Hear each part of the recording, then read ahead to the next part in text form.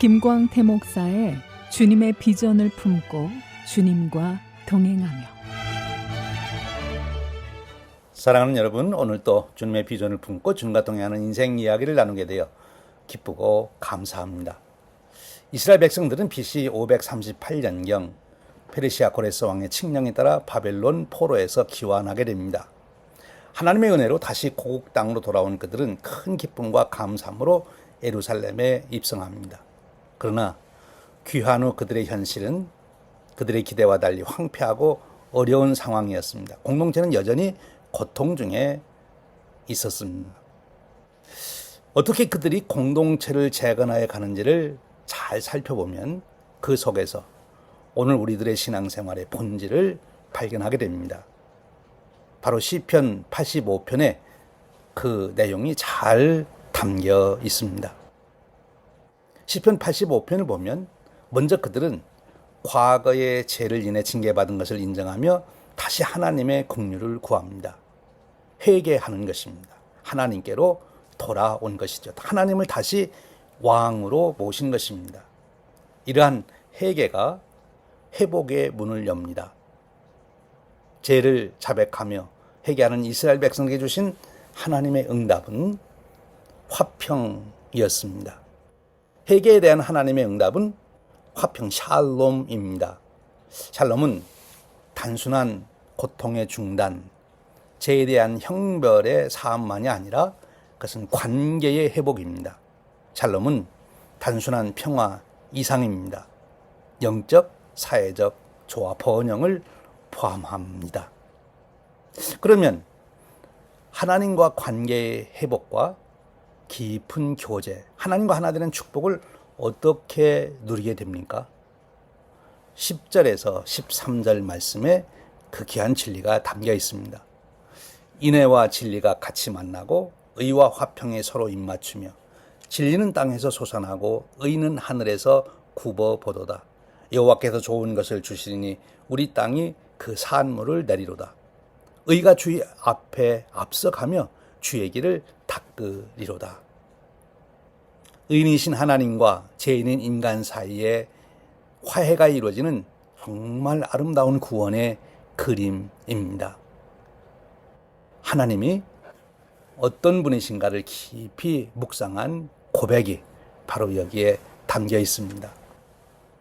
하나님을 깊이 묵상하는 중에 그들이 발견한 하나님은 어떤 분이십니까? 인애의 하나님, 진리의 하나님, 의의 하나님, 화평의 하나님입니다. 인애는 하나님의 자비로운 용서를 의미합니다. 진리는 하나님의 신실함과 변함없는 약속을 의미합니다. 의는 공정하고 정결한 하나님의 성품을 의미하고 화평은 관계 회복, 내면의 평화, 공동체의 평화를 의미합니다.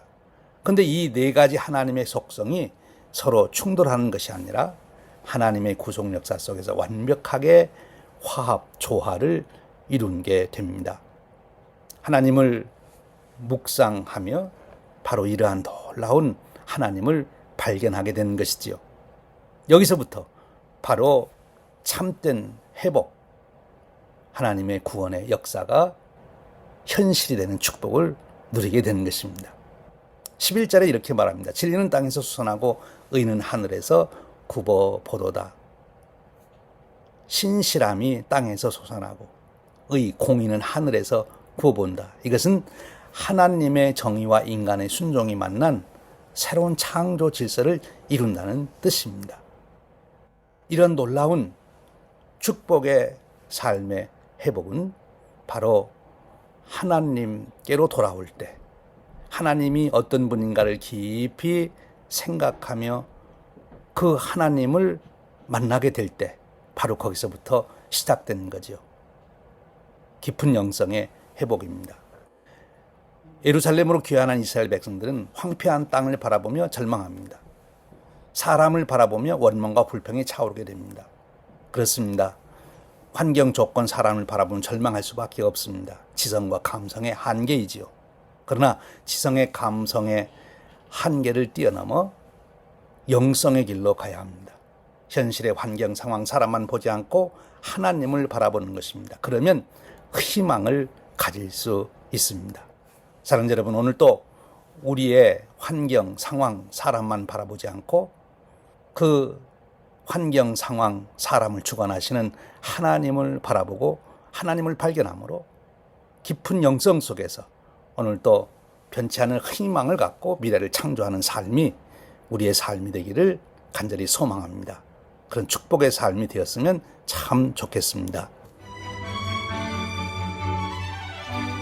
지금까지 시카고 한인 제일감리교회를 담임하시는 김광태 목사의 주님의 비전을 품고 주님과 동행하며였습니다.